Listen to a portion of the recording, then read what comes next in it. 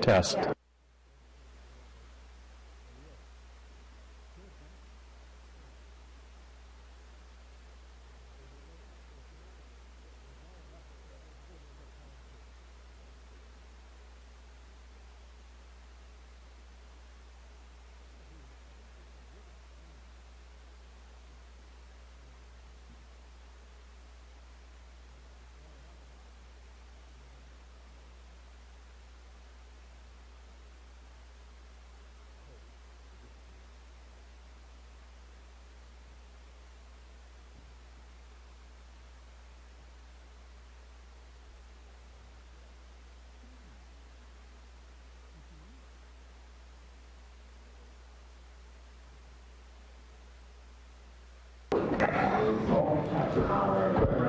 Good morning, ladies and gentlemen. It is 9 a.m., Tuesday, October 22nd, and it is time for our weekly Cottington County Board of County Commissioners weekly meeting. We'll open the meeting with the Pledge of Allegiance, and we have some special guests with us today. Mr. Don Eggert, would you lead us in the pledge this morning? I pledge allegiance to the flag of the United States of America and to the republic for which it stands, one nation, under God, indivisible, with liberty and justice for all. Thank you, Don. Also, the other special guest that we have here is Jack Thomas, Mr. Jack Thomas, a former county commissioner, District 1. And how long were you county commissioner? How long? Too long? 12 years. Oh, 12 years. I thought you said too long. Also at this time, I'd like to take the privilege of just asking for a moment of silence for one of our families here that works in the courthouse, Jackie Manning, who lost her son this past week in a motorcycle accident. So let's just have a moment of silence, all right?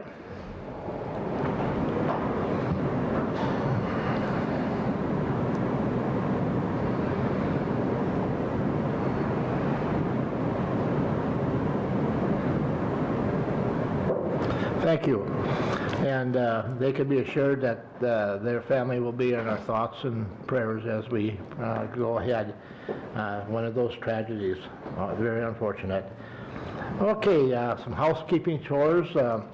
We have a policy here because I got stuck for donuts. By the way, the donuts are back here. If you have a cell phone, which I'm sure you do, please silence it or turn it off. If you do get a call during the meeting that you have to take, please step out into the rotunda area and take the call so you don't disrupt the meeting.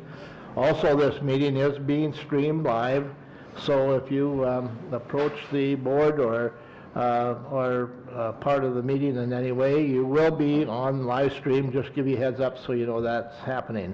Also at this time, if there's anyone in the audience that would like to make a public comment to or questions for the board, we want to make certain that we allow time for that during the open portion of our meeting. And we will give you 3 to 5 minutes. If you have a concern you want to share with us, we certainly wish that you would do that. We would not be able to act on anything simply because it's not on the agenda, but we do want to hear from you. I do not see any requests, so that being said, is there any items on the agenda that would appear to be a conflict of interest for any of the board members? No. No. All right, then let's proceed. I'll entertain a motion to approve the agenda. Motion to approve the agenda. We have a motion by Hatton. Second. Second by Van Dusen. Any discussion? Any discussion? Seeing none, all in favor indicate by saying aye. Aye. How about the minutes of the October Move to 15th meeting? A approve motion as by read. Hatton, second by Waterman. Any discussion? Any discussion? Any discussion? Seeing none, all in favor indicate by saying aye. Aye. Opposed, same sign, motion carries. Let's go right into the monthly reports, and we're going to start out with Rick, the Highway Department. And when Rick is up here, we'll also have him help us out when we address number 11. So we'll take that opportunity to go to number 11. Good morning. Come on, Rick. Morning, Rick. First, I want to start off by mentioning that Saturday I was called out. It was on Highway 212 where a combine had come out of the field and drug a bunch of mud out. It wasn't one of our roads, but I went out to make sure we didn't have anything on our roads. A small car ran into the mud because it was 1.5 feet high, wrecked the whole front of the car. It was young people. I'm not picking them out, but at 65, 70 miles an hour, our farmers need to pay a little more attention. They got a hold of the guy and he came back and cleaned up the mess, but the damage was already done. And I understand, you know, that there's going to be a lot of people going in the fields hard when they get a chance, especially after the last couple days. So we need to help clean up. It's not the state or the county or the township to clean up after these guys. So they got to take a little time and take care of themselves. So. And then I do understand, just a little bit of a follow-up, that the, not the landowner, but the producer that was actually out in the field is going to bear the responsibility for the damage and Yes. replacement of the vehicle or whatever has to be done. So it's one of those deals that you just have to be careful with. Thank Yep. you, Rick. All right, the wind towers they're going strong. They've already got, I'm not sure how many out now with the blades and everything on them. And they're working as hard as they can up there to get that done. I was thanked from Hyde County, their superintendent, because we had shared our haul road agreement with them because they have wind towers going up there, and he was very appreciative that any input we had. And Clark County had sent us their haul road agreement when we were going through it, and so we're all trying to help one another out with that. I was also thanked from Gordy Ostis from the Optimist Club when we took the motor grader out for the kids' equipment show out at the Readiness Center. He really appreciated that. Our guys now are pretty much mandatory working Fridays to try and keep up. We're not going to keep up with what's going on out there in the country. So if any of you guys want to go for a ride after the meeting, I'll be glad to show you what we're up against. It's not very pretty out there.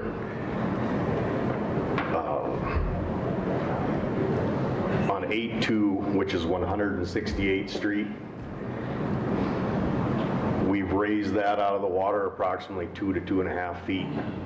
There's 2,050 feet there that we worked on, so about a half mile of stuff that it's currently still closed. We've got a little more work to do. I haven't been out there today to see what the wind has done to it. Maybe half of it's gone, I don't know. But we did get through it. They're currently working on County Road 23-6, which is 442nd Avenue south of Tinkertown. That's where the accident was here a few weeks ago, where the vehicle drove off the shoulder of the road onto the water and sank. The water had crept out past the white line, so we've hauled some riprap down there. We've got some more to haul down there, and we're currently trying to build that up. There's roughly 1,000 feet there that we're working on.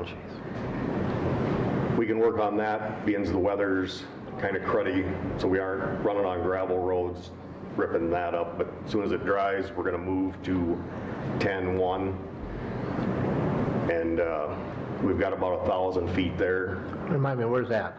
It's north of Henry, 3 miles, Yep. And then back to the east about 1.5 miles.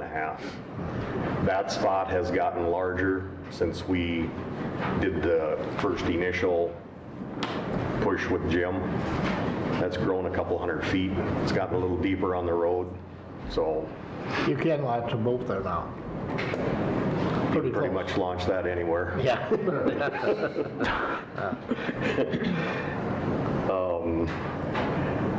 Our office coordinator and assistant superintendent are working on FEMA stuff with Jim and Sherry. We're trying to get all that taken care of.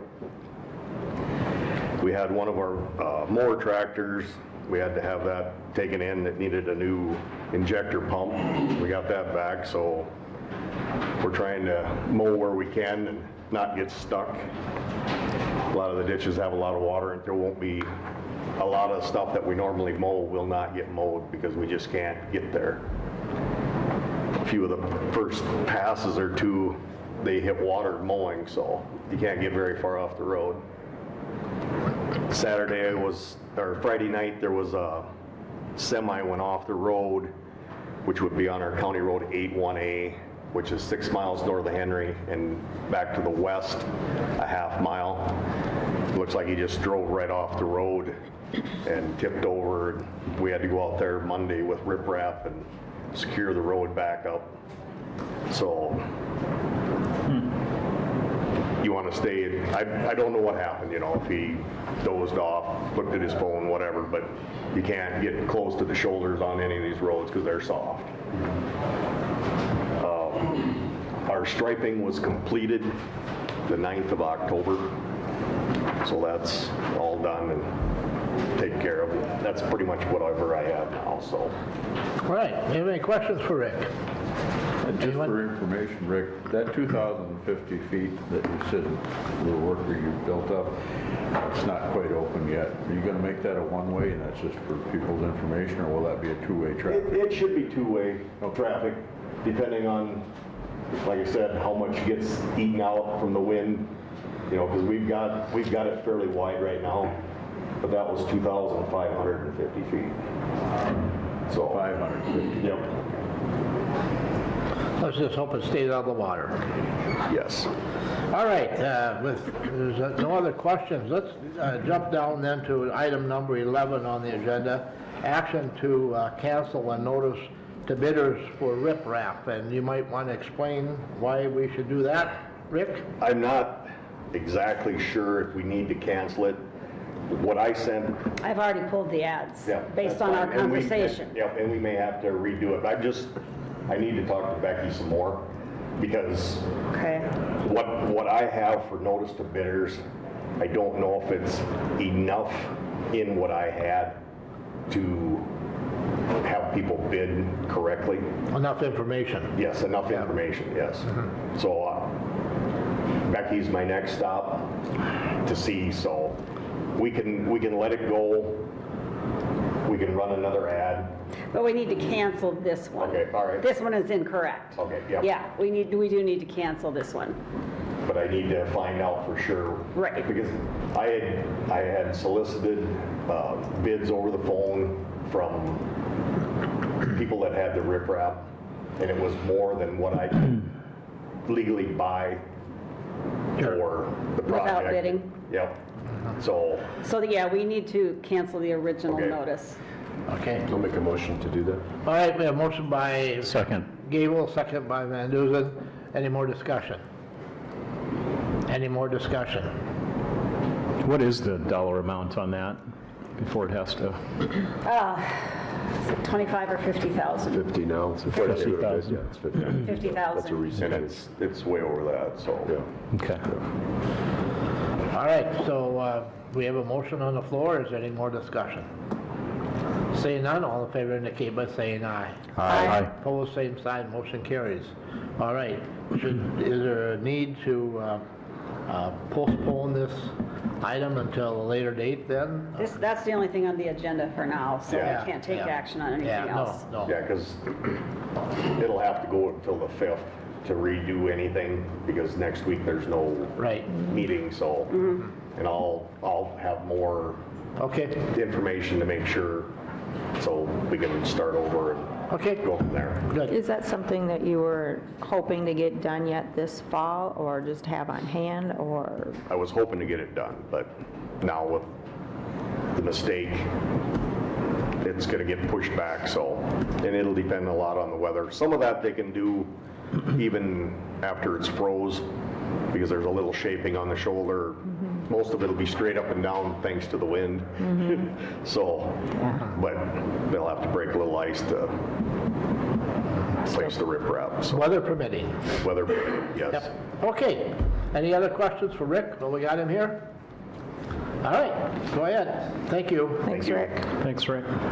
All right, then let's go on to emergency management. Jim? Good morning, Jim.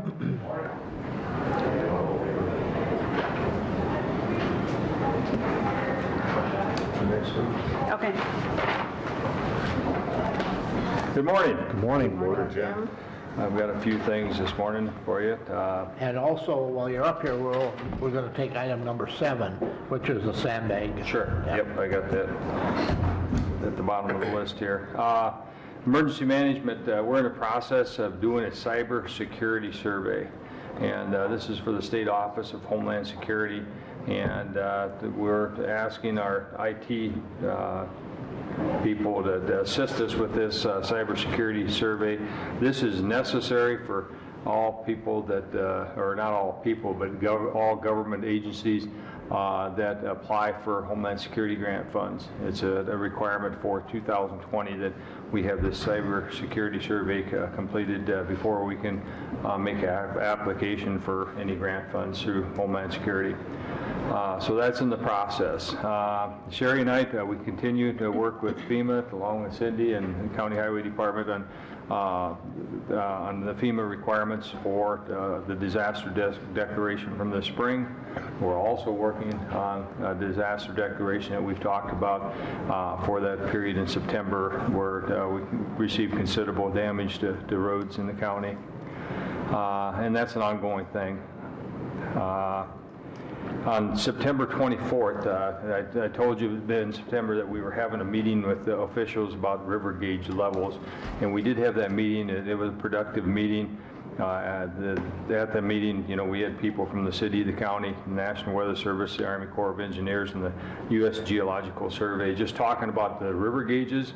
And some of the gauges use like a 1929 datum, and others use like a 1984. And we're working to standardize that so that, you know, when you're looking at the river gauges, you know, the engineers have the same data for each river gauge. So it was a productive meeting, and we're seeing some results coming out of that meeting. We'll be, once again, just a reminder, we're hosting the ICS classes, ICS 300 and ICS 400 here in Watertown, in that Public Information Officer class. The first class, the ICS 300 class, is October 29th, 30th, and 31st. The ICS 400 is November 12th, November 13th. And then our Public Information Officer class that we'll be hosting is January 28th and January 29th. I was talking with the state training officer, and we have approximately 25 students signed up for the ICS classes in October and November here, so that's a very good turnout for our area. But with these classes too, there's also people from outside this area that can come in and attend the classes. We continue to supply sandbags out of Lake Kempesca. There's still calls for sandbags for sandbagging out there in that area. Are they picked up in your office now? They're picking them up at the county jail is helping us with us. So people can come in even after hours and get sandbags. We have a sign-up sheet that we get their name and their address. And they're free to those people, is that right? That's correct. Okay. They're free at this time. The search and rescue team, we have assisted in Dade County here recently with the drowning this last weekend and recovering a boat for the game fish and parts. We put divers down to do that as part of their investigation into the accident. We also assisted looking for a driver in Hamlin County. And yesterday we received a call at Emergency Management about a possible boat that was going down on Lake Kempesca. So the search and rescue, we put our big boat up on the water, and we did not find the boat in the area that was reported, but we did find a canoe that was floating out there with just the tips of each end of the canoe sticking out of the water. and they were able to recover that canoe. So we have that out, search and rescue building, and now we need to try and find out who it belongs to. But it Are was... they licensed? There Canoes? was a license. It's not, I don't think they're required to be licensed as long as there's no motor on it. Okay. But there was a license from 2011, state decal, and we ran that through the computer system, and we didn't get any Oh. response back. There was no record found on that. So, and then there's a serial number on the canoe. It's a very heavy-duty fiberglass canoe, an expensive one. And so we'll be working, trying to find out who that belongs to. Probably be putting the information out on a news release to the radio station. So if somebody is missing the canoe, we'll describe the canoe and see if we can find the owners. And yesterday, with our big boat on the water on the south side of the lake, the waves were about 3.5 to 4 feet high with that wind. So I was just going to ask how that boat handled that. it handled quite well, quite well. Yeah, it's a really, really good for an operation like that. The safest thing that we have. Sherry and I and Cindy, we took part in the pod tabletop exercise on October 7th, and had a good turnout for the tabletop exercise, and it was a very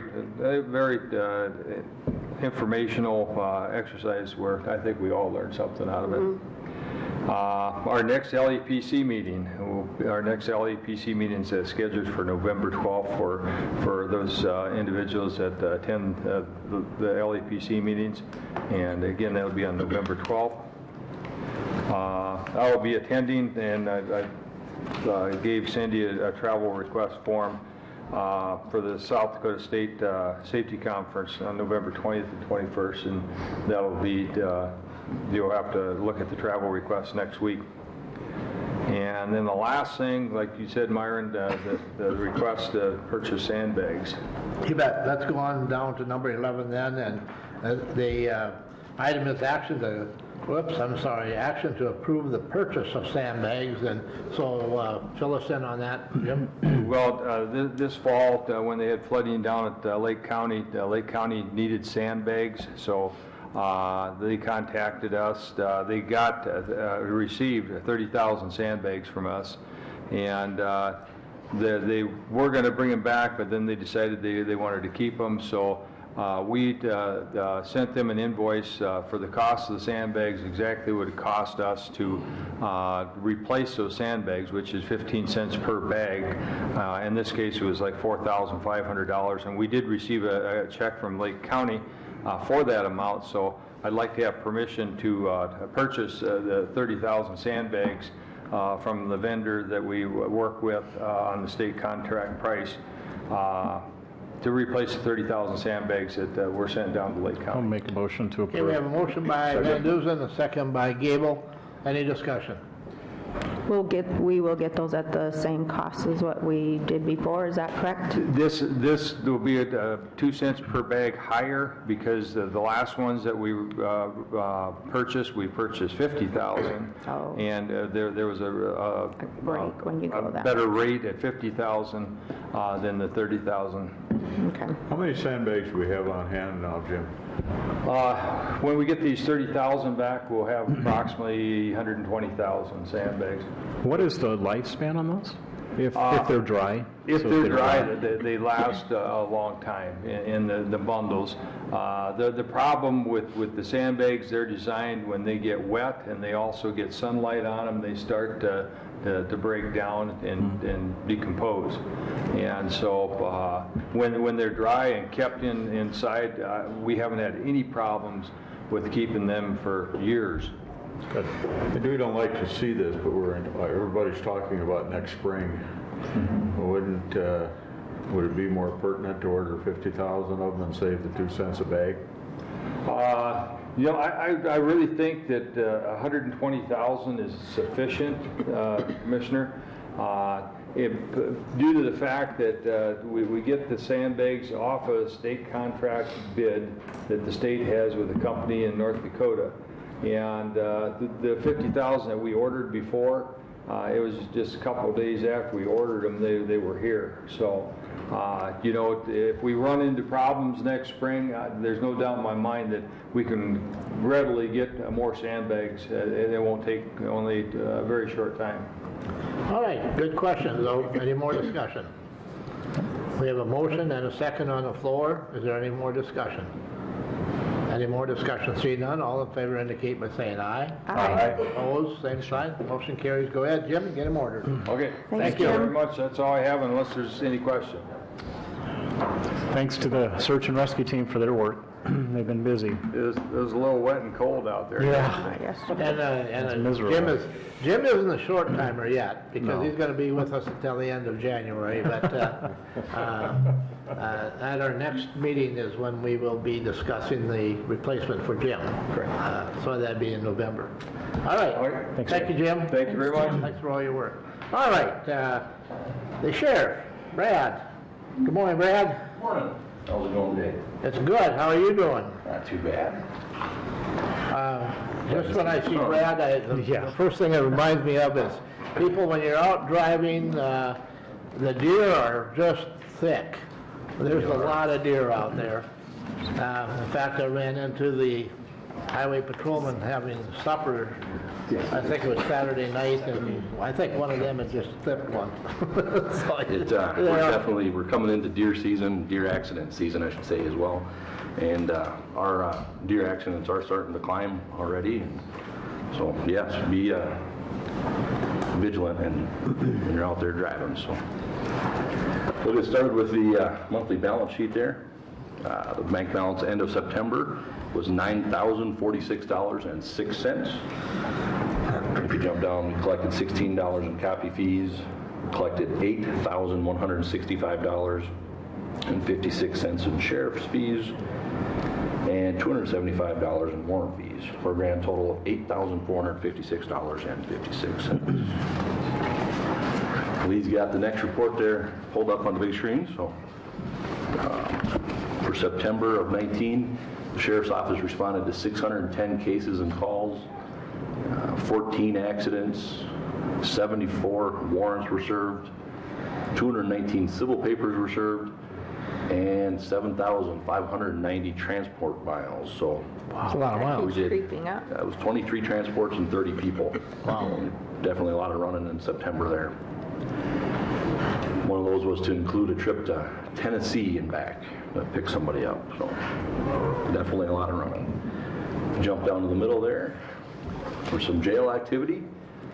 In September, our average daily population was 69.17. Our high average daily population was 75 on the 15th. Our low ADP was 65, and that was on the 26th of September. On the Scram bracelet, on the 24/7 program, we have 28 people, 63 people in the twice weekly UAs, or twice weekly PVTs. Twice weekly UAs, it was 50 people, for a grand total of 141 people on the 24/7 program. And it was 245 bookings, so you can see our bookings are staying on par for the rest of the year as well. So jump down to the bottom there, we'll go over some Brad, fees. before you go on, Sure. let's just back up to the travel miles, the highway miles. Now, I know you don't make that call.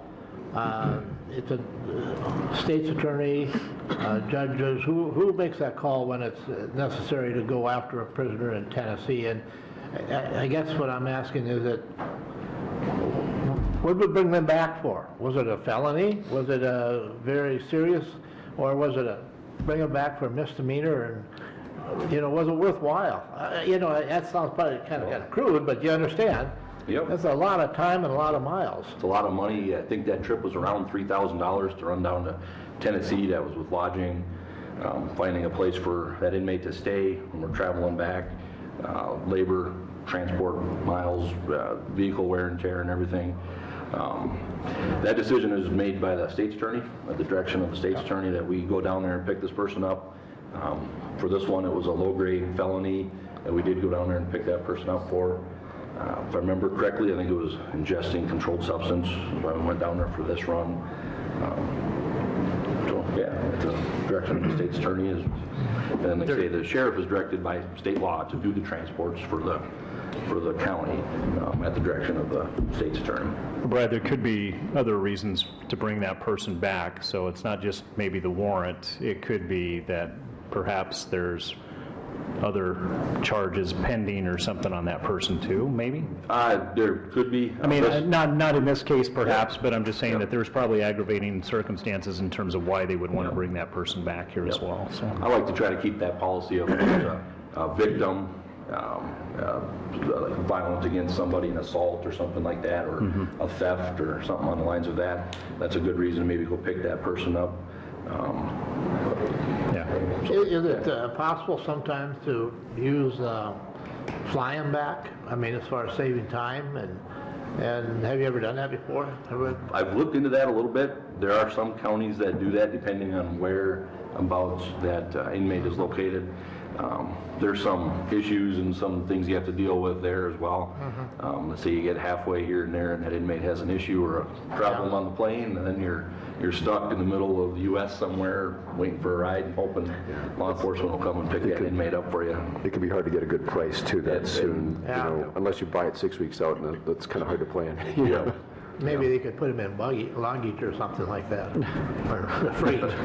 Freight. When they charge for luggage. I know, but it is well, look at those numbers here, and that's a lot of travel, and not only a lot of travel, it's a lot of time, you know, that we got an officer tied up doing that. Yep. Hunter, you just say something, I can tell it. No, just as a follow-up, Brad, for a little information, what does it cost us on average to house a prisoner at night when we have to use somebody else's facility? Well, if we're lucky, we can get it for free. It's sometimes upwards of $100, $150 a night, depending on where you're at. Sometimes it's $50. It just kind of depends on how full they are. If they want to take them, we make a lot of phone calls when we're running. They don't have to take them if they don't want to. Just like our facility, we don't have to take them. We have to worry about Cottington County. So, yeah. All right. So it's a lot of pre-planning, a lot of phone calls, a lot of hoping everything goes as planned. Make sure you get to where your destination is for the day. Do you get those phone calls from agencies that are passing through our We area as do. well? We get those occasionally as they're coming through. There are transport companies that do exactly this. I've checked on pricing for that, and it's just a little bit cheaper for us to do it sometimes. And time-wise, we can get them here, we can get them through the court process and get it done with. Some of them transport companies might start in Florida, end up in California, end up in D.C., then before they end up here in South Dakota, so we're paying for all that as well. So. Traveling from Tennessee back to South Dakota, you become pretty good buddies.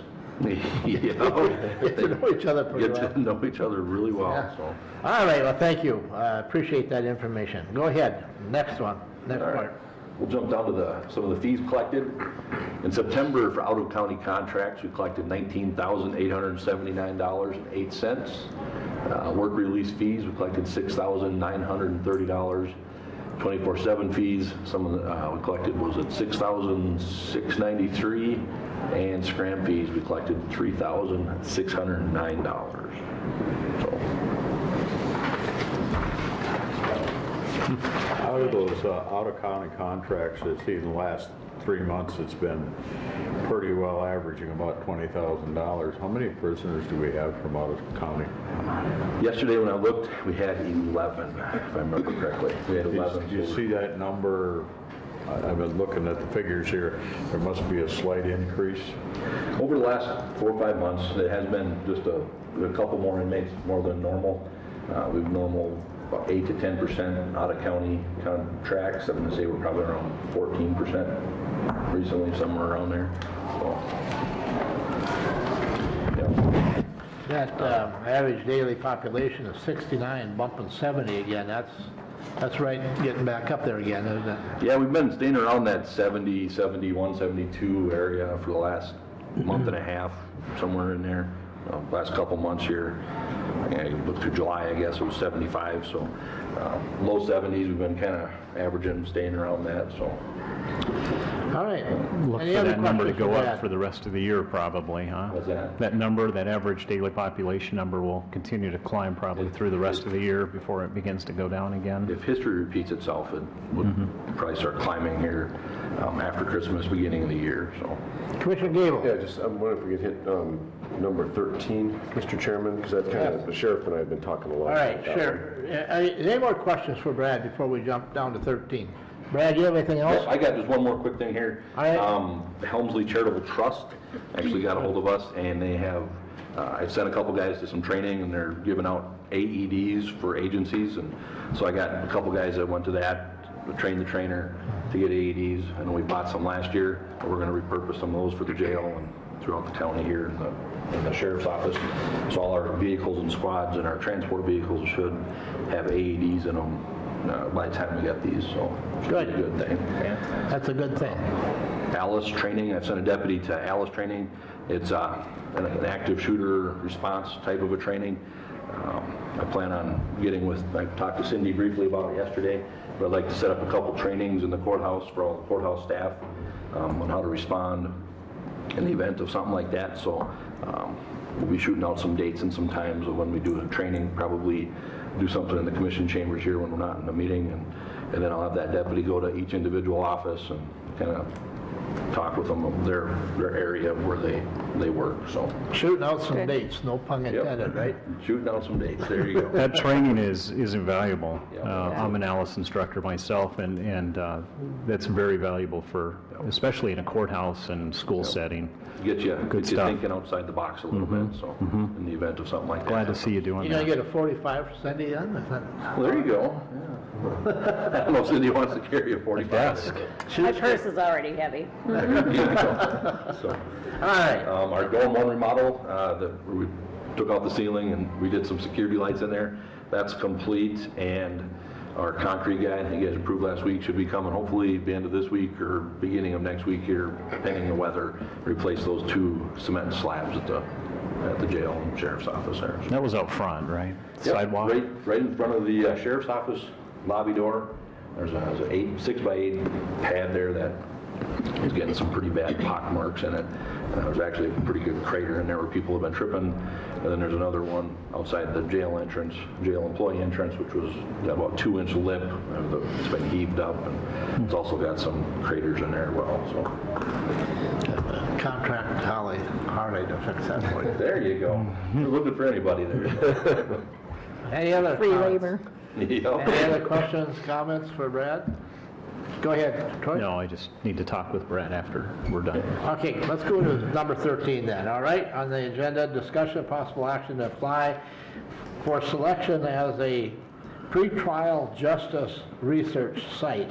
Lee, take the lead on it, will you? And Brad, help out? Yeah, thank you, Mr. Chairman. So last week I talked about the problem with pretrial, or what we look at in the jail statistics is unsentenced. So that number is about 80-ish%, maybe a little bit higher of our jail population. So, and we've seen that go up since 2014 when that's when the Zerker system was implemented, and when you can see. Are you that saying 80% of the incarcerated are 80% pretrial? of people in our jail Yeah. unsentenced, okay? So that percentage over the years, or at least over the last, well, since 2014, has seemed to have gone up. So that's the issue we're trying to address. That's kind of a common cause among a lot of foundations that are looking at trying to reduce jail incarceration across the country. And so this was an opportunity. This was with the Arnold Ventures. They're the ones who do the PSA, which is called the Public Safety Assessment. It's a risk assessment tool that helps a jurisdiction determine whether or not it's a good idea to incarcerate somebody, and it's an attempt to look at the data, the person's prior offenses, prior convictions, and other things about a person that gets arrested and brought to the jail to see whether or not it's necessary to put that person in the jail until their trial date. And so it's, in general, it looks like it's kind of a promising trend. However, in the case of, we did a lot of work digging into this, both Brad and Matt.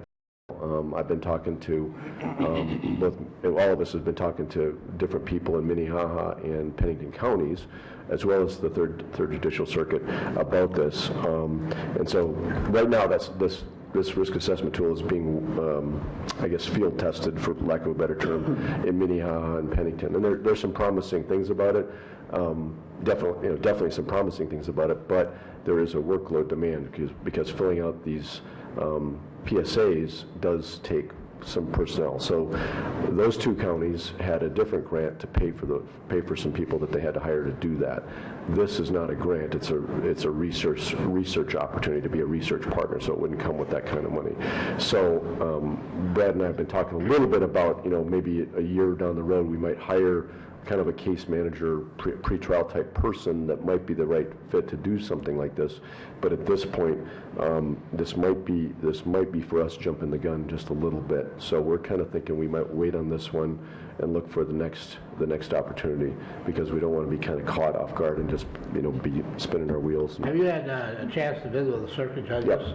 Yeah. Well, I talked to the circuit court administrator, and she's talking to the presiding judge.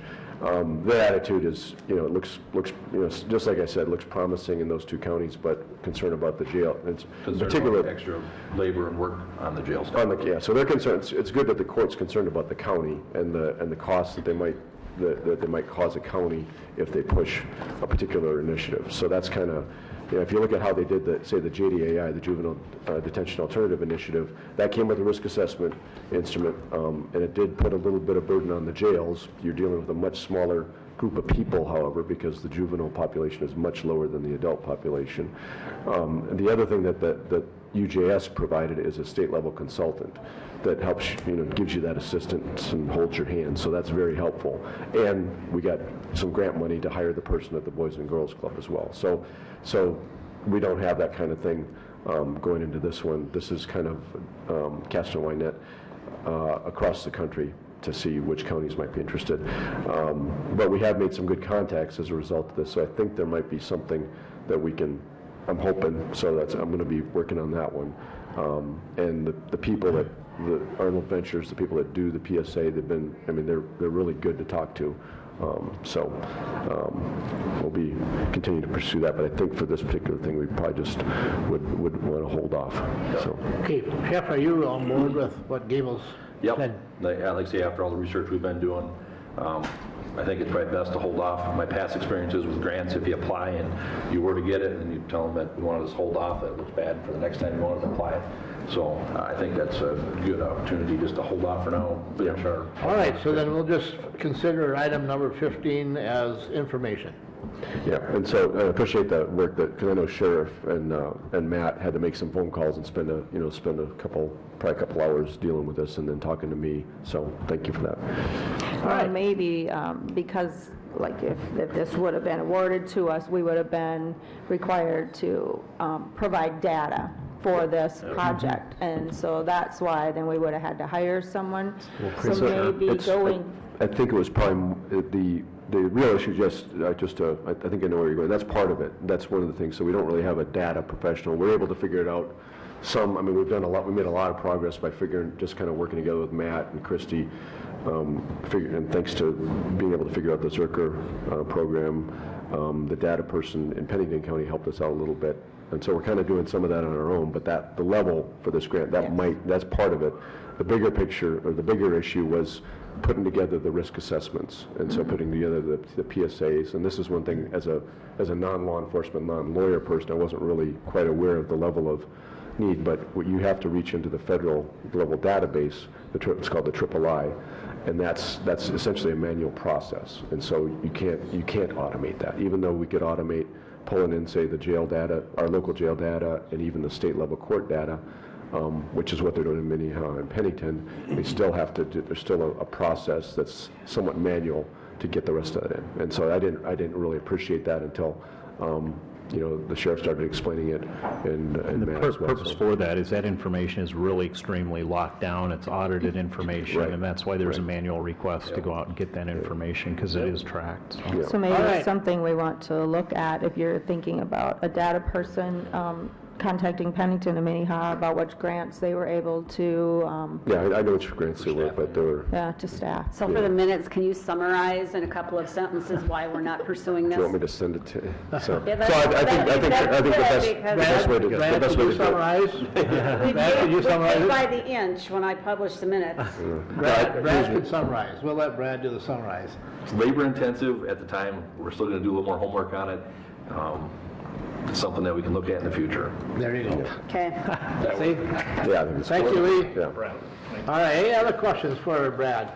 I have one question. How are you handling the traffic, the additional traffic up in the South Shore Waverly area with wind towers? And if you don't know what I'm talking about, you just need to take a ride up there. It's unbelievable. There's a lot of traffic. There is a lot of traffic. That's one thing people don't realize. We actually have 2 projects going on. Coddington doesn't, but there's one going on in Clark County. Yep. And then there's also one big project going up by South Shore and Waverly, big wind tower projects. And so we have traffic coming from both areas, to and from the Clark area and coming to Watertown, and also from the South Shore and Waverly area to Watertown. So it's been busy. We have had several complaints of speeders and out-of-state vehicles up there that have been going a little too fast.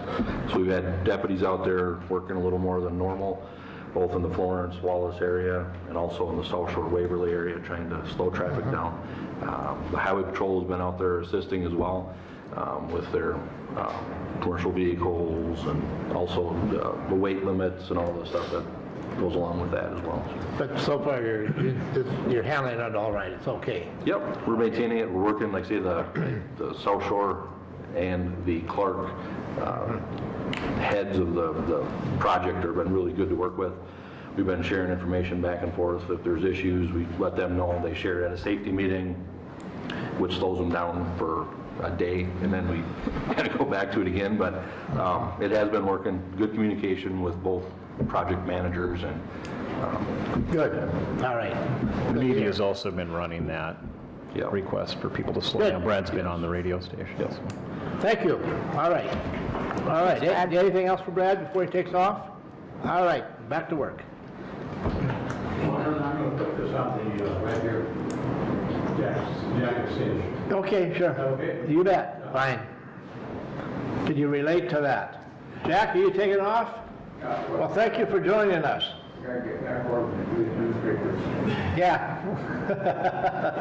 You take care. All right. Thanks for coming. Thank you. Thank you. Take care, Don. I think I've been here before. Yeah, you have. Which one of you is driving? Is your cushion still up here, Don? Or did you leave that? I was going to complain, no question. Cindy? I didn't know you were going to be here. Should have let me know. Thank you. Next time I will. Thank you, guys. Thanks. Have a great day, a great week. All right, let's go on then to item number 8. We'll just take a minute and help them get out of the...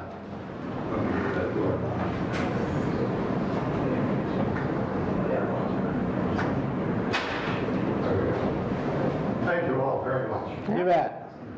It's a pleasure to be here. They didn't make you single work for wheelchairs back in the day. 86-year-old and an 88-year-old.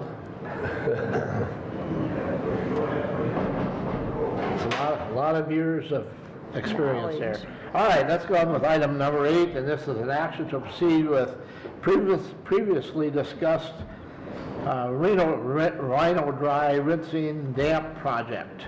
A rising damp project, not rinsing, rising damp project. I would make a motion to postpone this. I'm just not sure on a date. I just feel there's more research that I think I would like to do personally. So, I don't know. We have a motion. I would second that. We have a motion and a second to Do we need to put a postpone. date for sure, Cindy?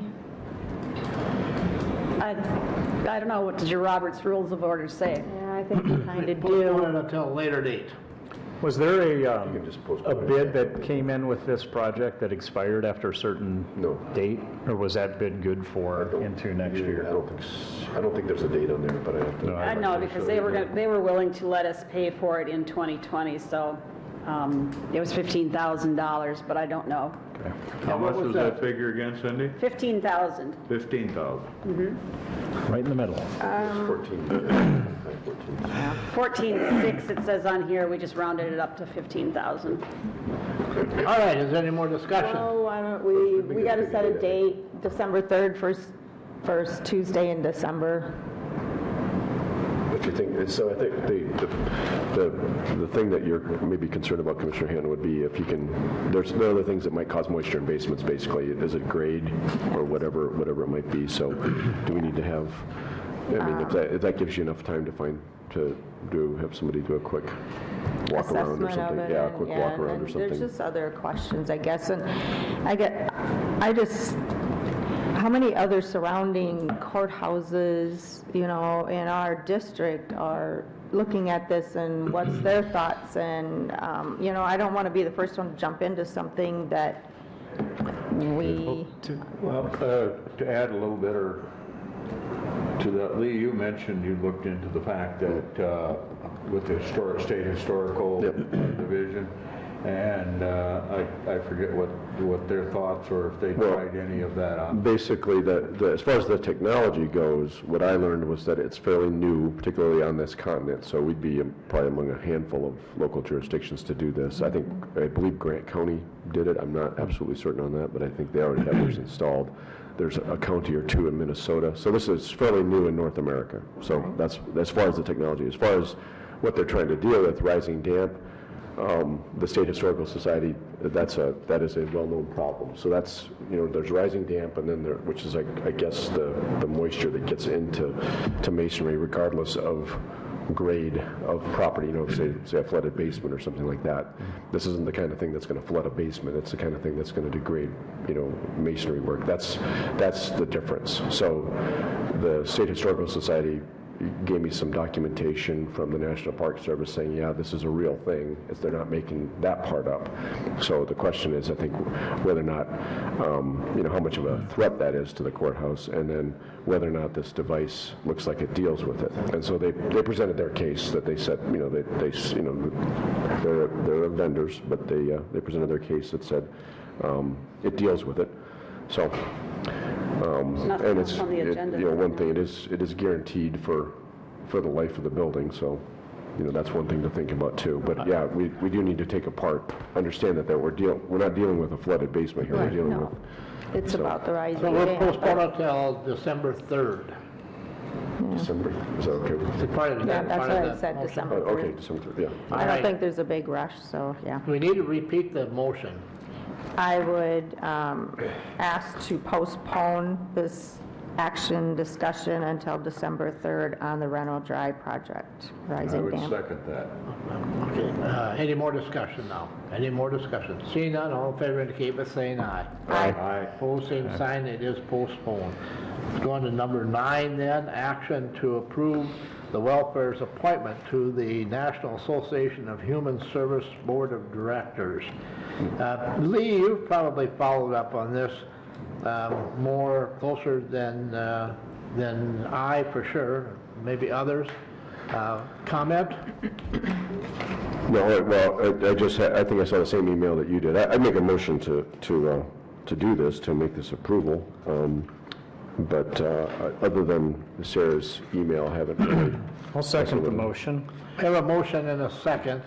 Okay, let's open it up for discussion. I think the email that you're referring to, Commissioner Gable, dealt with travel expenses. Travel for a that was a different, question. different That was board. something different, yeah. Well, that was This was something something that she Yeah, it was mentioned different last Yeah. week in her report.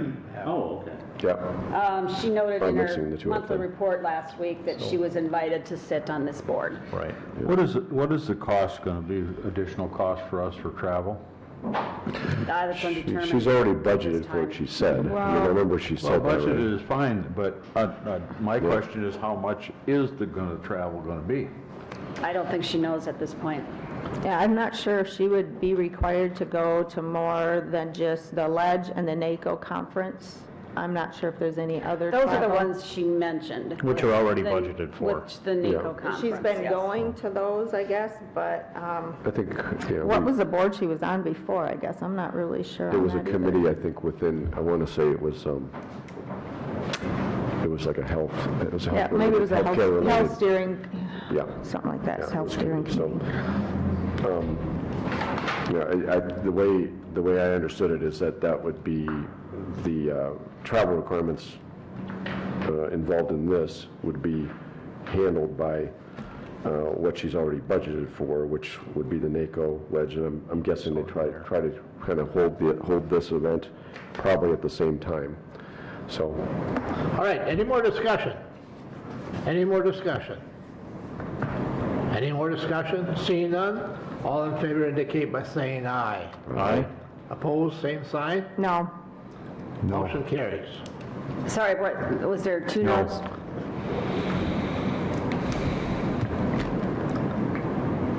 All right, let's go on then to item number 10, and that's the action to approve the budgeted purchase of a vehicle from the state bid list for the governor's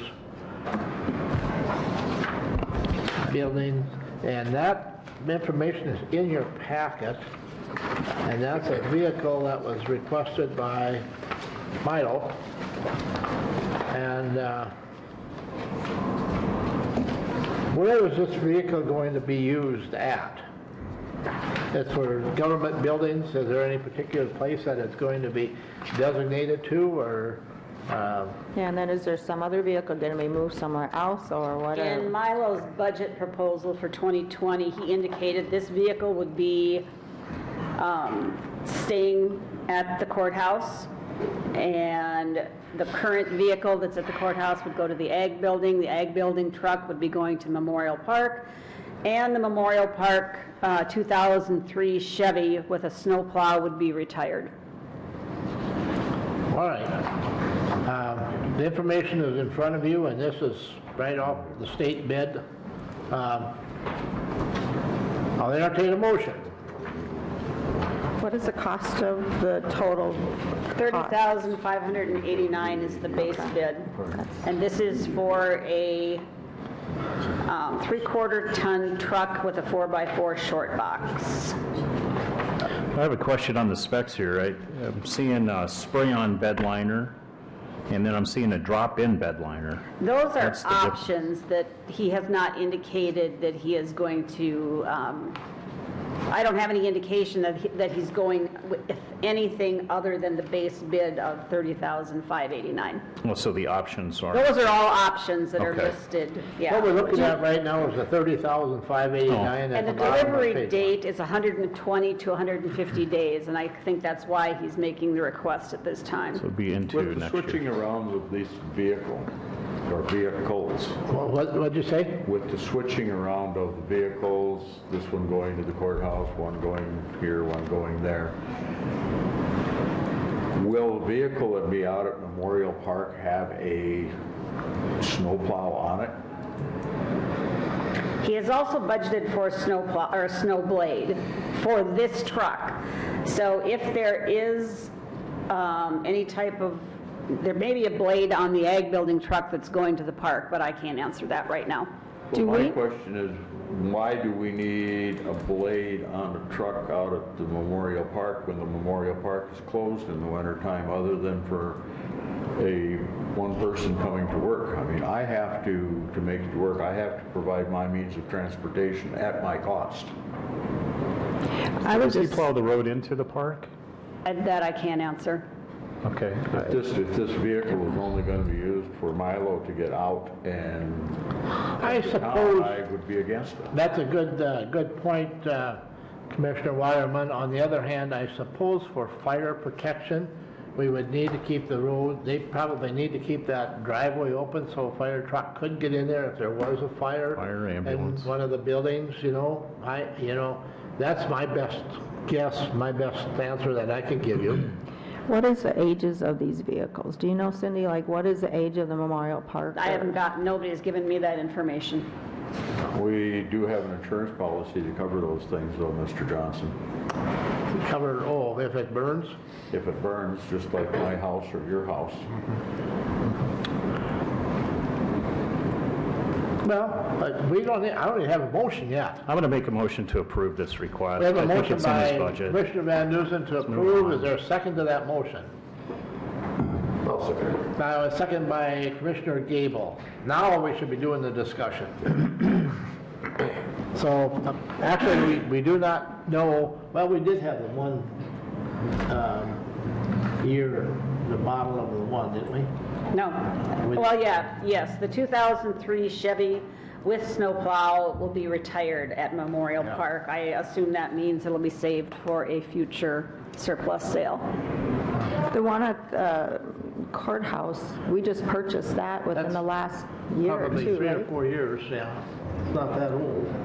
And then the one out at the, I think, Charlie, getting back to your question there, you know, I think it's important that even though it's wintertime and the park is closed, I still think it's important for maintenance out there to be able to get to those buildings to make sure that the water lines aren't breaking and that we're, you know, that we're doing things in the wintertime to preserve our parks so that we don't have issues come spring and summer. And so, you know, I think, I assume that he plows the road going into the park. There's a boat ramp there, you know. GF&P would take care of that, but I assume that going into the park would probably be plowed by or does our the county, maintenance. I don't know, does the county So, highway do it? anyway, that's just my 2 cents on that. He's got to be able to get to the buildings out there, and when you've got 3 feet of snow to get through, I don't want a building. I don't want a building sitting there for 4 or 5 months without anybody going in to check to make sure that there's no problems. I mean, is the question, you're going to need so you're suggesting that maybe you can do that with another vehicle? But like, okay. We're not looking, all we're talking about is the pickup right now. Right. That's what we're dealing with right now. No, We have a motion and a second on the floor to purchase the pickup off the state bid for the amount of whatever it was right here. $30,589. $30,589. That's what my motion is. Yeah. Yep, And- $30,589. yeah. Any more discussion on that? And just, this is budgeted, so, correct? I mean, $30,589. Is it in this year's budget? 2020. Yep. Next year. so just because it's in the budget doesn't mean we have to spend it. We won't receive it for 120 days, you said, so it wouldn't. The delivery time is 120 to 150 days. So he just wants us to order it now so he can get it after the first. But is there a rush to order it? I mean, that we could get some of these other questions answered, I don't know. I don't know. What other questions would we have? I Well, guess? just about like those other ages of the other vehicles and like the one out at the park, are they having issues with it that they feel that it needs to be retired? I mean, I don't know, it doesn't get used that much probably in the winter, so, I'd like to know how many miles were put on that vehicle and how many miles are on it now. well, since there's a lot of questions, I'll make a substitute motion to postpone it for, I don't know how long, does, well, we don't meet next week, so maybe the following then, yeah, okay, so November 5th. so that we can find out So I'll make a some of substitute these motion. details. I'll right. second that. We have a substitute motion, and is there a second to the I would substitute? I second did- that. oh. Brenda, all right. All in favor indicate by saying aye. Aye. Opposed, same sign. Aye, no. Okay, Aye. motion carries, so. We should just go ahead and get it done. I don't agree, right? Right, I don't agree. But the motion carries, all right. All right, thank you for pushing through that. Let's go on then to item number 12. Action to discontinue employee mid-month payroll draw due to the IRS regulations. And Cindy, fill us in on that. I think that's pretty self-explanatory. Last week, it was brought to our attention that Pennington County is facing heavy fines from the IRS. They have been audited by the IRS. Pennington County has in place what they called a mid-month payroll draw. Cottington County has the exact same mid-month draw. We've been doing it for 20 years. I believe Pennington has been doing it for much longer than that. The IRS has determined that this mid-month draw should be considered a payroll, and therefore payroll taxes must be paid within 3 days of paying out that mid-month draw. It was our policy, as it was Pennington's policy, to pay the withholding the federal taxes on the mid-month draw when we do our normal payroll at the end of the month. The IRS is saying this is not allowed. This is against their regulations. Therefore, when we did hear about this, we were being audited by the Department of Legislative Audit, which is a whole separate audit from the IRS audit. They do not compare at all. But the Department of Legislative Audit's recommendation was to terminate the mid-month draw. And my recommendation to you is to terminate the mid-month draw as of January 1st to allow employees to prepare their finances for a payroll once a month. All right, you heard the explanation. The other thing is, nobody's going to receive any less money than they currently receive. They just won't receive a portion of it in the middle of the month. Cottington County's policy is to allow an employee to draw up to 50% of their net salary on the 15th of each month. We currently have about half of our employees that take advantage of this. Some take, and the ranges are all the way from just a couple $100s that some people have asked for to 50% of their net salary, and it's all voluntary. Like I said, there's about half the employees take advantage of it, the other half do not. I'll make a motion that we discontinue that just per possible issues with the IRS. Well, it is in violation of IRS second. regulations. A motion by Hatton, second by Gable. Any discussion? I think Pennington County was fined about $85,000 Correct. for They this were, and they were violation, actually so- forgiven a portion over that, I believe. So, I mean, what we're looking at is kind of a definition of is a payroll draw. Right. A mid-month draw is by the Yes, IRS considered. we did not pay. feel that it was Yeah. payroll. The IRS is looking the other way That's or looking at it a different way, so Yeah. The main thing is that we want the... we want to be employee- proactive Yep. in compliance with IRS regulations. Be proactive, and as far as our employees, we want them to understand that this isn't something that we're doing to use a paperwork or anything like that. This is an IRS recommendation. The other part of that is that I want the employees to heed the warning or understand. That's why we're giving them until the beginning of next year to rearrange their finances. I know if they have payroll deductions or are paying on payroll deductions, sometimes they have them taken out at a specific date, and this Right. may affect some of those things. And so they'll need to...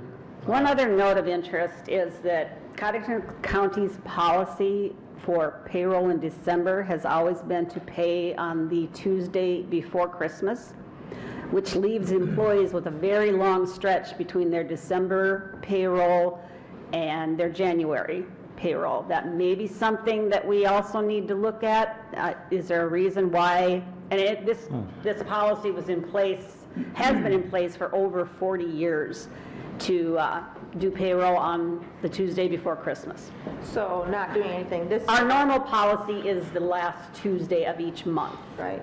So maybe next year, they're going to be in that rotation, that... And, well, and the fact that we've already approved union contracts, and that was part of the negotiations, that is actually listed in the union contracts.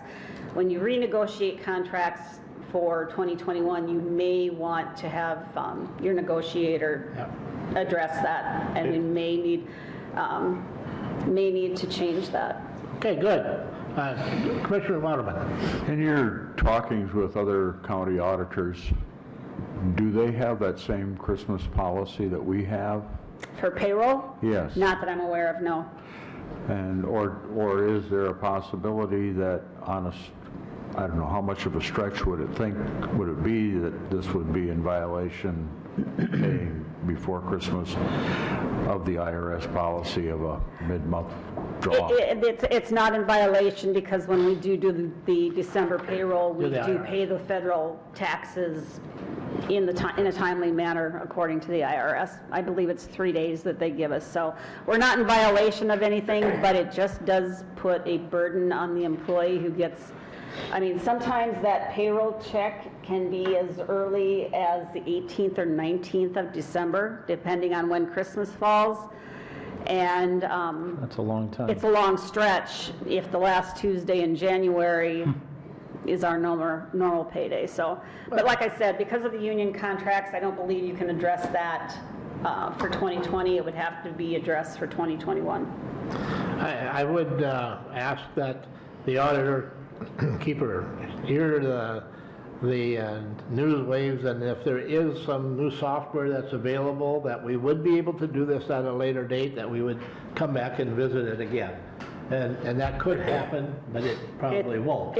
It's possible, but at this time, our software does not allow for the payment of the withholding taxes because of the way we do handle the mid-month draw. We don't do it through the payroll program because it would be very complicated and too much room for error.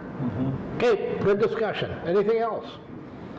Anything else? Any other discussion? Any other comments? Anything else? Seeing none, all in favor indicate by saying aye. Aye. Opposed, same sign, motion carries. Item number 14, action on a request to compromise a county lien. Cindy, you're going to have to fill us in on this one. I believe these, you come right up and introduce yourselves, please. Talk right into the microphone so the press can make sure they get your name correct. All right, well, thank you. It's good to be here. We appreciate your time this morning, Commissioners, Mr. Chairman, and is it Madam Secretary? Auditor. Auditor, okay. Madam Auditor. Okay, very well. So my name is Paul Larson. I'm with First Premier Mortgage, and this is my customer, Jerica Johnson. And the reason we're here today is Jerica had about a week, or maybe 2 weeks ago, she had applied for a mortgage. And we thought we were pre-qualified and ready to rock and roll, and then we got yakking a little bit, and I just had asked some of those questions that you do in the mortgage loan process, like, do you think there's any judgments or liens or anything out there? And she said, well, you know, possibly. My husband is currently incarcerated, and he might have something down at the courthouse for his court-appointed fees. And I said, oh, well, she goes, but I don't know for sure. Not 100% sure. I said, well, go down and to the clerk of courts, and you could pay 10 or 20 bucks or whatever and run a search on it, and then let me know how that turns out. Well, it turns out that there is a county aid lien to the tune of somewhere around $8,000 to $8,500. Yep, and I said, well, we're not going to be able to proceed, because what's going to happen is everything looks great, and one of the last documents that we get in the mortgage loan process is the final title report, and then all of a sudden that's going to come in right before closing, and then everybody's going to be sad because we're not going to be able to close with that on there. So, hence the reason why we're here today is to ask the commissioners if you would consider removing that county aid lien temporarily, so that we can go ahead and do the home loan, and then after closing, put it back on there. And I know we've done this before with the precedent. I believe Judge McCann was the state's attorney at the time, and he came in and said that that's something that's legal and can be done if you guys were so willing. But one thing, too, I did want to point out, on item number 14, it says action on a request to compromise a county lien. And I would say that that the word compromise is probably inaccurate. I would use the word strengthen. And the reason why that is because right now there's really no teeth to paying this back. Whereas we close on the house, that lien's going to get tied to the property, and the title company is going to require the seller, which will be them down the road when they want to sell it, to clear all liens and judgments on the property so that they can get you guys paid off. So you'll go from unsecured to secured, yeah, essentially. Make a motion Changeable. to Motion by Van Duzen. strengthen the Second. county. Second by Brenda. Any discussion? Is this all up and up? Cindy, are we The okay? board did this in July, or on July 25th, 2017. You did release the lien to allow the closing of the property or allow the application of the mortgage. And then the lien was refiled after the closing. The individual that made the request has been making regular payments ever since, but we did turn this lien over to credit collections. So that's why maybe another reason why we're receiving monthly payments, but Is there any cost that would be involved? there's no cost to the county. No cost to the county for this. Do we need to make sure the motion says that for the lien to be reinstated? Yeah, and that's the way I would word it. Okay. That is the way I would word it, yes. Is that To too release much? So it. do I, since I made the No, I- motion, do I need to state No, that? you're fine. Because I will. Can you read? I know your intent. Can you- Last time, the motion was to release the lien pending, actually, it was to release the lien, and in this instant, there was the mortgage applicant had promised a payment of 10% of the total lien, and then setting up of a payment plan and to refile the lien upon the closing of the property purchase. Well, how about I'll make the motion that we request that this county lien be, Well, you're gonna make a motion to release the lien to release the against lien. Okay, against the lienee. with the understanding that And it then will the be. lien, and then refile the lien upon notification of the closing of any property Exactly. purchase. That's the way the motion will read. Do we Okay, need to that's put some perfect. dates in that? I don't think so. We didn't before, I don't think just so. because of the uncertainties of It'll go with the the property, application and so. the, yeah. yeah. All right, and you're all right with that for a Yes, second? yeah, All right. it's short term, so. Any more discussion? Any more discussion? Okay, Cindy, how is it going to read? Just so that they understand. Motion by Van Duzen, second by Hatton, to release a lien against Trey Petrich in the amount of, and I have $8,047.50 to allow the application of a mortgage by Jerica. How do you spell your first name? Jerika. Okay. To be reinstated. To allow Jerica Johnson to apply for a home mortgage. The lien will be refiled upon the closing of the purchase of property. Perfect. Are you all right with that? All right? Absolutely. All right, okay. thank Any you. more discussion? Any more questions? Any more discussion? Seeing none, all in favor indicate by saying aye. Aye. Opposed, same sign, motion carries. There you go. Good All luck. right, thank you very much. We really appreciate it. Thank you. Yep. Have a good day. Thank you. Have a good day, too. Action to approve claims for payment. Do we have any today, Cindy? We have several. The first one is our monthly 911 payment to the Watertown City Finance Office. This is for surcharge collections in August in the amount of $23,768.19. And then we have our normal end of the month credit card payments to Visa Reliabank, $596.45 for the sheriff's office for miscellaneous supplies and travel costs. Visa payment of $102.99 for the emergency management office for supplies. Looks like some kind of pump that they needed. And then Visa payment for $27.27 for the auditor's office for fueling up the county vehicle when we went to conference in Tier. Move to approve those Motion payments. by Hatton, second by Waterman. Any discussion? Any discussion? Any discussion? Seeing none, all in favor indicate by saying aye. Aye. Opposed, same sign, motion carries. How about any automatic supplements today? We have, oh, sorry, none of those, none today. All right, good. And action to approve personnel changes, we have a couple of them. We have two of those. They're both anniversary step increases. The first one is Barb Martinson. She's a clerk in the director's office, director of equalization. She'll go to step 13, $19.99 an hour. Gordy Hedges is building maintenance at the Ag Building. He'll go to step 6, $17.75 per hour. Move to approve. Motion by Hatton. Second. Second by Van Duzen. Any discussion? Any discussion? Seeing none, all in favor indicate by saying aye. Aye. Aye. Opposed, same sign, motion carries. Action to approve travel requests. Just one of We those. have one of those. And that's the sheriff. It's for the welfare director to attend an ESG training.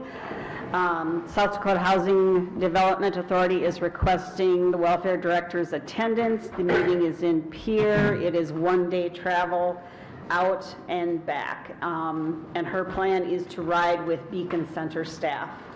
Motion? Motion by Gable. Second. Second by Waterman. Any discussion? My discussion is, I'm not really sure why Sarah, the county does not receive ESG funds.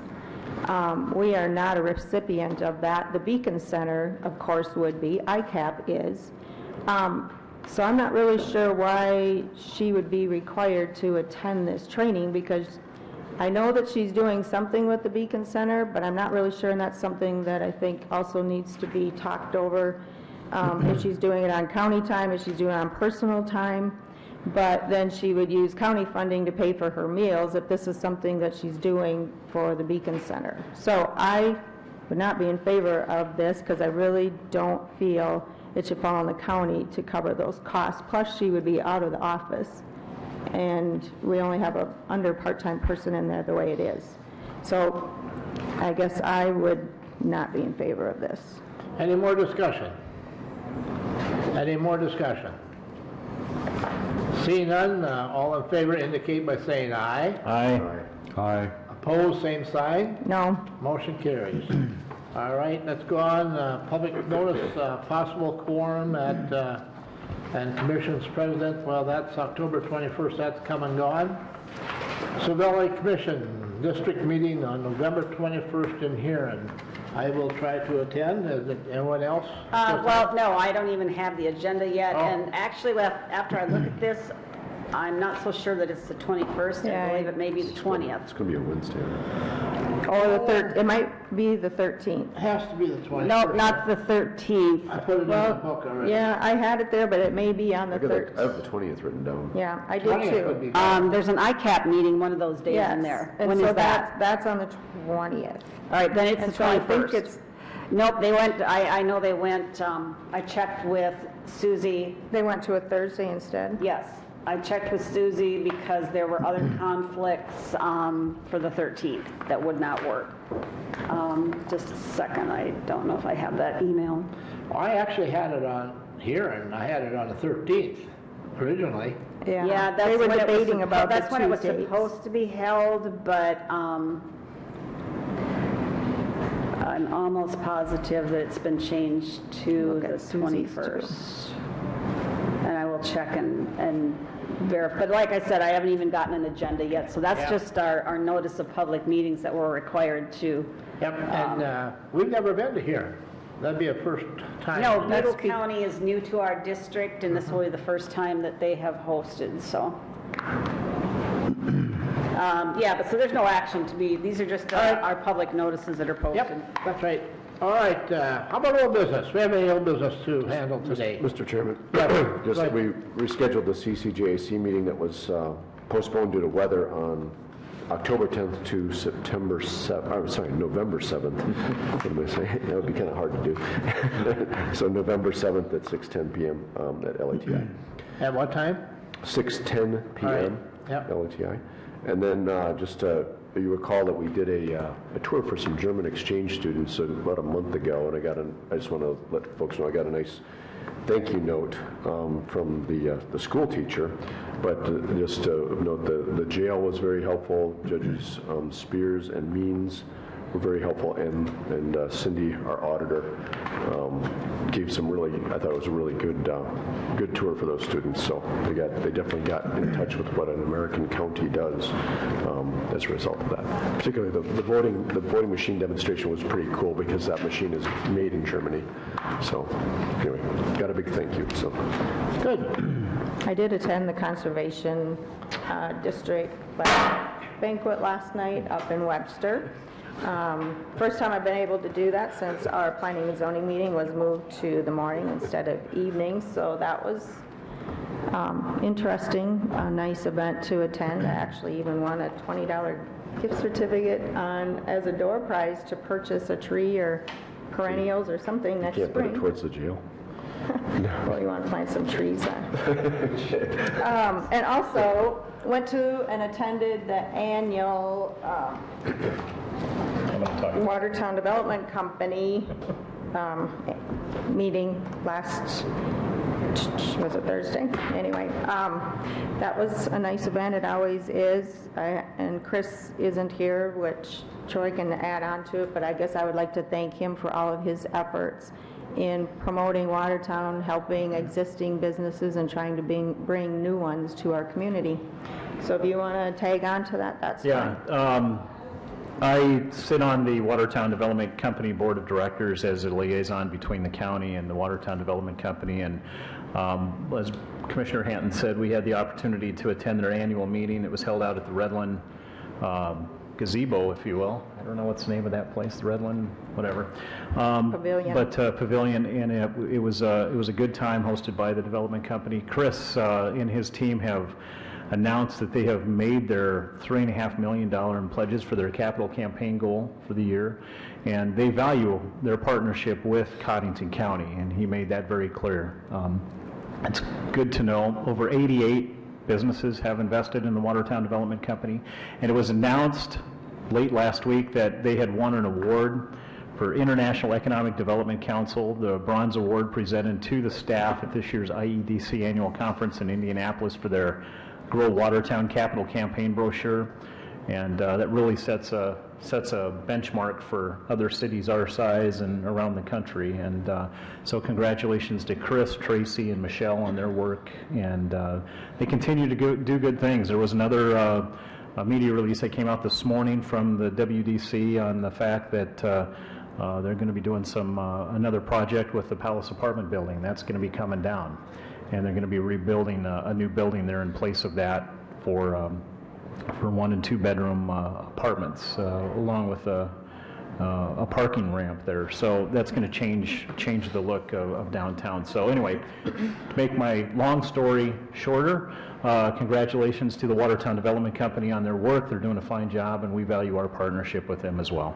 Thank you. Appreciate you sitting on that board and representing the county. I did find the email. The district meeting is the 21st of November. Okay.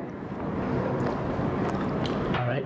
And I just echo what Troy said. Congratulations to the Watertown Development Company and Chris and his staff.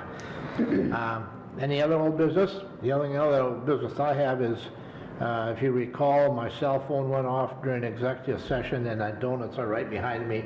So be sure and have a donut before you leave. I'm not taking them home. So any new business to take care of today? Any new business to bring before the commission? Any new business? Seeing none, anything for the open? I guess I don't know if this would be the open or new business. I have been nominated as a NACO representative for the Community Economic and Workforce Development Policy Steering Committee. This is going to be a good opportunity. It deals more with housing, and I started to go through this survey, and so I need to pick my top 3 priorities and so everyone who's on the steering committee will do that, and that is, they'll go with the numbers of which things they're going to focus on when they go for in Washington. So one of these, with me sitting on ICAP board, is the Community Development Block Grant Program, which the funding has been decreased. So this is going to tie in nicely with my involvement with housing, transitional housing with ICAP. So I think it will be a good fit for me to become more involved on the national level in any capacity that I can. All right, good. Lee, you have anything? Let's do this. Oh, all right. All right, anything else for public comments? Anything else? Anything else that anyone can think of? All right, I do not have any requests Make a for motion executive to session. adjourn. I have a motion by Hatton to adjourn. Is there a second? Second. By Gable. All in favor indicate by saying aye. Aye. Opposed, same sign. We are adjourned. Thank you. About And we did make it by 10:30 today. to the NACO conference. What is this, About Wells going to the Homan NACO conference.